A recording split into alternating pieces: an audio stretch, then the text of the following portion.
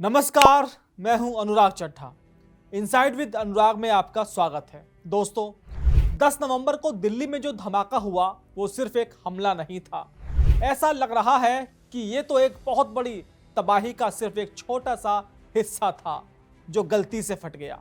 असली प्लानिंग तो दिल्ली एनसीआर में एक दो नहीं बल्कि 20 जगहों पर सीरियल ब्लास्ट करने की थी। मैं ऐसा क्यों कह रहा हूं और ये 20 का आंकड़ा कहां से आया, यह मैं आपको आगे बताऊंगा। और क्या लाल किले के पास ये धमाका जैशे मोहम्मद सरगना मसूद अहमद का एक खौफनाक बदला था, या ये धमाका भारत के उस ऑपरेशन सिंदूर का जवाब था जिसमें मसूद अजहर के 10 परिवार वाले मारे गए थे। ये सवाल इसलिए उठ रहे हैं क्योंकि हमारी पड़ताल में दिल्ली ब्लास्ट के सीधे तार 1999 के कंधार हाईजैक और उसके मास्टरमाइंड मसूद अजहर से जुड़ते दिखाई दे रहे हैं। दोस्तों, इस पूरी साजिश की शुरुआत हुई थी जम्मू कश्मीर के श्रीनगर से। 19 अक्टूबर 2025 को श्रीनगर में जैशे मोहम्मद के समर्थन में कुछ धमकी भरे पोस्टर लगे। पुलिस ने जब इसकी जांच शुरू की और सीसीटीवी खंगाले तो उनके हाथ एक ऐसा सुराग लगा जिसने एक पूरे व्हाइट कॉलर टेरर नेटवर्क की पहली कड़ी तक पहुंचा दिया। ये सुराग उन्हें ले गया डॉक्टर आदिल अहमद राथर तक। डॉक्टर राथर अनंतनाग के सरकारी मेडिकल कॉलेज में सीनियर रेजिडेंट डॉक्टर था। जब पुलिस ने उसके अस्पताल के लॉकर की तलाशी ली तो जांच एजेंसियों के भी होश उड़ गए, क्योंकि उसके सरकारी अस्पताल के लॉकर से AK-47 राइफल बरामद हुई। इसी एक गलती ने पूरे मॉड्यूल का भंडाफोड़ करने का रास्ता खोल दिया। पुलिस ने तुरंत एक्शन लिया और 6 नवंबर को डॉक्टर आदिल राथर को उत्तर प्रदेश के सहारनपुर से गिरफ्तार कर लिया गया, जहां वो छिपने की कोशिश कर रहा था। डॉक्टर राथर की गिरफ्तारी इस केस का टर्निंग पॉइंट थी। UAPA और आर्म्स एक्ट के तहत जब उससे सख्ती से पूछताछ हुई तो उसने एक ऐसा नाम उगला जिसने इस साजिश के सबसे बड़े कर्ता-धर्ता की पोल खोल दी। वो नाम था डॉक्टर मुजामिल शकील का। डॉक्टर मुजामिल शकील भी पुलवामा का रहने वाला एक कश्मीरी डॉक्टर था और हरियाणा के फरीदाबाद में मौजूद अल फलाह यूनिवर्सिटी में फैकल्टी मेंबर यानी कि असिस्टेंट प्रोफेसर था। वो इस पूरे मॉड्यूल का मास्टर था, यानी लॉजिस्टिक, हथियार और विस्फोटक जमा करने का सारा जिम्मा उसी के पास था। डॉक्टर राथर से मिली जानकारी के आधार पर 10 नवंबर की सुबह यानी दिल्ली ब्लास्ट से ठीक कुछ घंटे पहले जम्मू कश्मीर पुलिस और हरियाणा पुलिस ने फरीदाबाद में डॉक्टर मुजम्मिल शकील के 2 किराए के ठिकानों पर एक साथ छापा मारा। डॉक्टर शकील के एक घर से 350 से 360 किलो विस्फोटक मिला, जो 12 सूटकेस में छिपाया गया था। लेकिन ये तो कुछ भी नहीं था। उसके दूसरे ठिकानों से 2563 किलोग्राम विस्फोटक बरामद हुआ। कुल मिलाकर लगभग 2900 किलो विस्फोटक और इसके साथ 20 टाइमर डिवाइस।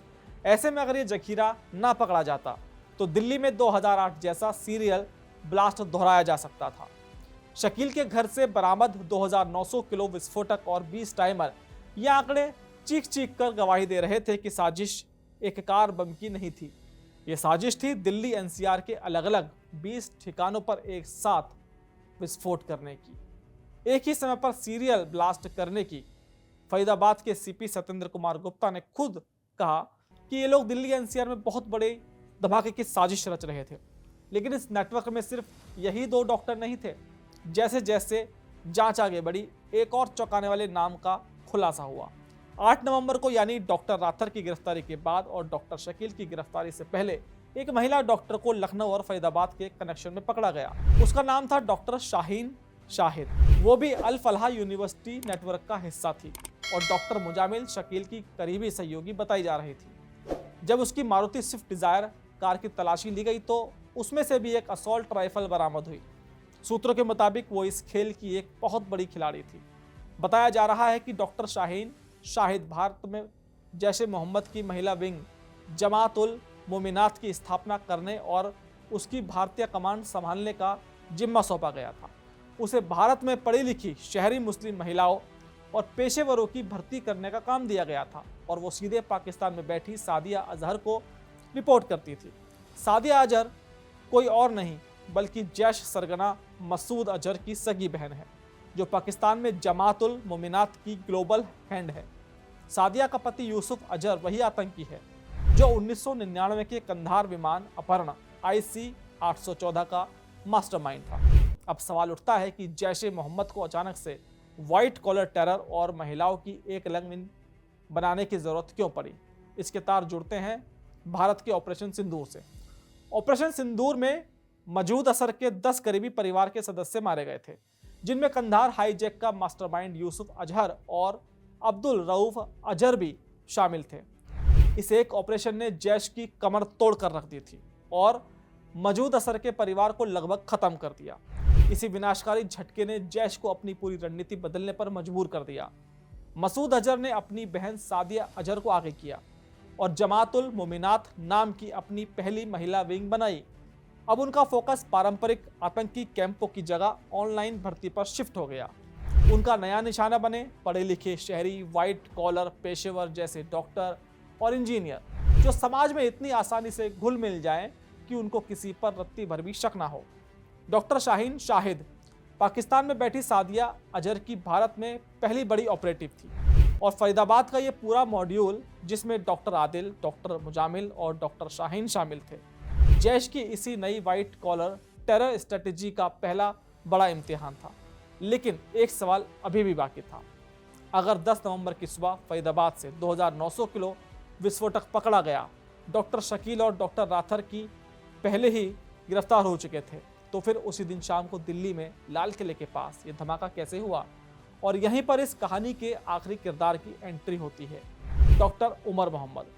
10 नवंबर की शाम 6:50 पर पुरानी दिल्ली में लाल किला मेट्रो स्टेशन के गेट नंबर 1 के पास सुभाष मार्ग ट्रैफिक सिग्नल पर एक सफेद हुंडई i20 कार में एक भीषण विस्फोट हुआ। ये एक आत्मघाती हमला था। कार चलाने वाले के चीथड़े उड़ गए। जांच में पता चला है कि ये कार और इसे चलाने वाला शख्स डॉक्टर उमर मोहम्मद था। 36 साल का उमर मोहम्मद भी जम्मू कश्मीर के पुलवामा का रहने वाला था और फरीदाबाद के उसी अल फलाह मेडिकल कॉलेज में डॉक्टर था जिससे डॉक्टर शकील जुड़ा था। डॉक्टर उमर को ही इस लाल किला विस्फोट का मास्टरमाइंड और सुसाइड बॉम्बर माना जा रहा है। Doctor Adil rather, doctor Muzamil, Shakeel और डॉक्टर शाहिद जैश की मुख्य साजिश का हिस्सा थे, जिसका मकसद 2900 किलो विस्फोटक से दिल्ली NCR में सीरियल ब्लास्ट करना था। डॉक्टर उमर मोहम्मद इस साजिश का चौथा और आखिरी बड़ा मोहरा था, जो शायद एक अलग फिदाइन हमले के लिए तैयार किया गया था। उसने इस हमले के लिए बाकायदा एक कार खरीदी थी, जिसमें 5-6 अलग अलग लोगों मोहम्मद सलमान, देवेंद्र, आमिर राशिद, उमर राशिद और तारिक अहमद मलिक के हाथों से गुजारा गया था, ताकि उसका असली मालिक यानी डॉक्टर उमर तक कोई ना पहुंच सके। लेकिन 10 नवंबर की सुबह सब कुछ बदल गया। सूत्रों के मुताबिक जब डॉक्टर उमर मोहम्मद को पता चला कि उसके दोनों साथी डॉक्टर राथर और डॉक्टर शकील गिरफ्तार हो चुके हैं और फरीदाबाद में रखा 2900 किलो विस्फोटक का पूरा जखीरा पुलिस ने बरामद कर लिया है, तो वो घबरा गया। वो उस वक्त अपनी आईडी लगी i20 कार के साथ दिल्ली में मौजूद था। उसे समझ में आ गया कि पूरा मॉड्यूल तबाह हो चुका है और अगला नंबर उसी का है। उसके पास 2 ही रास्ते थे, या तो सरेंडर करे या जो हाथ में है उसी से हमला कर दे, और उसने दूसरा रास्ता चुना। 10 नवंबर की शाम लाल किले के पास वो धमाका जैश की किसी बड़ी साजिश का हिस्सा नहीं था, बल्कि वो उस बड़ी साजिश के फेल हो जाने के बाद एक आतंकी की घबराहट और हताशा का नतीजा था। डॉक्टर उमर ने पकड़े जाने के डर से हताशा में खुद को अपनी ही कार में उड़ा लिया।